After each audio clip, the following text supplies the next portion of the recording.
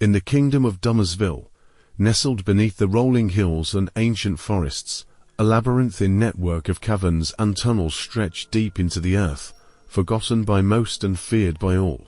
It was in these darkened depths that the dark mage Azrael began his twisted work, seeking to harness the raw power of the subterranean world to fuel his dark ambitions. Long before Azrael arrived, the caverns were a place of silence, cold stone, and winding passages. But Azrael, with his mastery over magic and stone, reshaped these depths into a magnificent and terrible domain, one that would house his most fearsome creations, the three trolls known as Toothripper, Grumblefoot, and Firefang. Azrael's transformation of the caverns. Azrael's magic was unlike anything ever seen in Dummersville. With a mere wave of his hand, he called upon the very elements of the earth to bend to his will.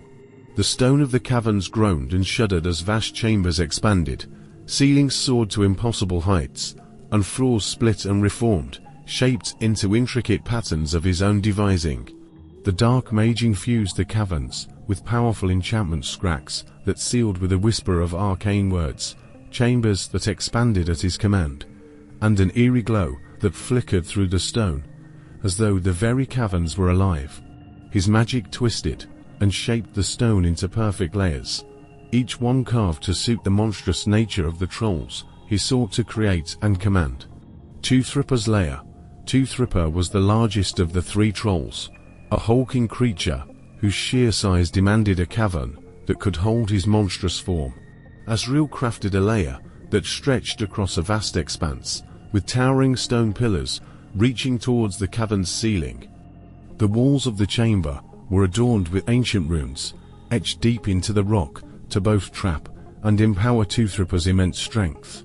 The floor of Toothripper's lair was jagged, filled with deep fissures and ravines, and massive boulders lay scattered about, remnants of the stone that Azrael had mined from the earth to create his experiments. His bed, a massive slab of stone, was placed in the center, allowing Toothripper to rest and rise without fear of being cramped. When he moved, the ground beneath him trembled. The cavern itself was so vast that the trolls' roars echoed endlessly in the halls, but Azrael was not concerned. In the quiet moments, he would walk between the shadows, observing his creations and ensuring they grew ever stronger. Toothripper, with his ferocious jaws and monstrous limbs, would never be confined. He had a space as massive as his rage. Grumblefoot's lair. Grumblefoot, a troll of exceptional size and cunning, was a creature of rumbling power and endless fury. His lair was crafted to match his volatile nature. Azrael designed a circular-shaped cavern that mirrored the unyielding fury of Grumblefoot himself. The walls were lined with colossal boulders and thick stone veins, each piece carefully placed to create a chaotic, yet ordered, environment. From the ceiling, enormous stone boulders hung, suspended by magical tendrils of Azrael's dark magic, waiting for Grumblefoot's command. The troll could stomp the ground in fury, causing the boulders to shake loose and crash down on anything that dared to cross his path. His lair was a place of destruction and primal energy, where the stone itself seemed to pulse with life. Grumblefoot's most powerful ability was his control over these stones. At his will, the boulders could animate, crawling along the walls and ceiling, and tumbling across the cavern floor like an army of obedient soldiers.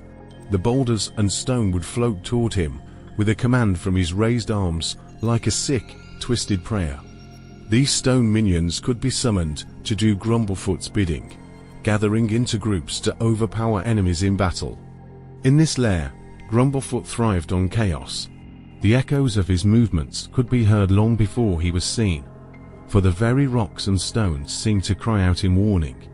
Azrael had created the perfect environment for a troll that could tear apart armies with nothing but his fury and his control over the elements.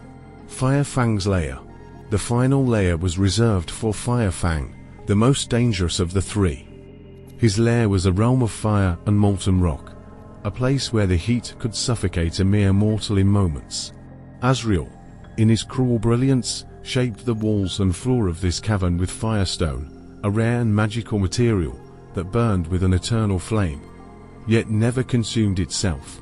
The air was thick with the scent of sulfur and brimstone, and the very ground seemed to pulse with searing heat.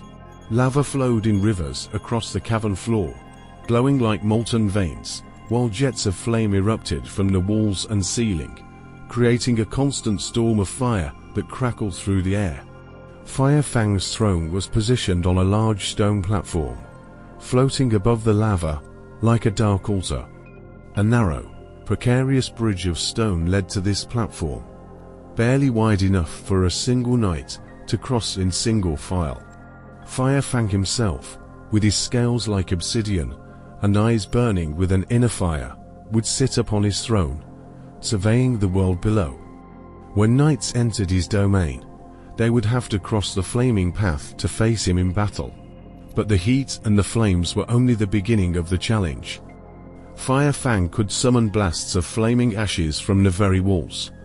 His power over lava was vast, and with a thought, he could call upon the seething magma that flowed deep within the earth. His movements, slow yet deliberate, would begin with a tremor in the cavern, a deep rumble that echoed through the very bones of the mountain. With a low growl, Fire Fang would raise one massive claw, and the ground would quake as the molten rivers beneath the surface began to stir. The air would grow thick with heat, causing the stone floor to shimmer and waver as though the very atmosphere was alive. The ground would crack open in great fissures, like the gaping maw of a beast, and from these cracks, torrents of lava would begin to pour forth. The lava would surge in massive waves, flowing with terrifying speed toward the intruders. Each wave, infused with Fire Fang's magic, was no mere trickle of molten rock. It was an unstoppable force, a boiling tide of liquid stone that threatened to incinerate anything in its path. The lava would rise high into the air, cascading down in waves like a furious flood of flame. In the depths of the caverns beneath Dummersville, Fire Fang roared with fury and flame, a living god of molten destruction. His power to summon waves of lava was the very embodiment of his element, relentless, all-consuming, and as eternal as the fire that burned at the heart of the earth, the Dark Mage's legacy. The three layers were not only homes for Azrael's monstrous creations, but also reflections of their very souls.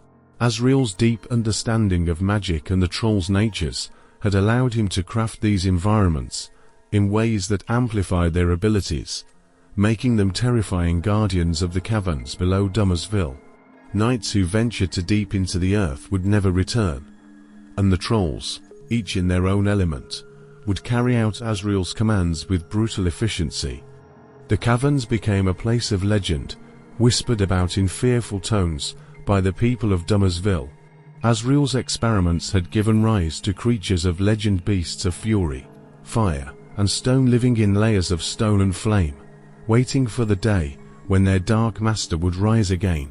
Thanks for tuning in, ladies and gentlemen. If you want more content like this, please like, subscribe, and leave a comment below letting me know what you think. Until next time, may legends be born.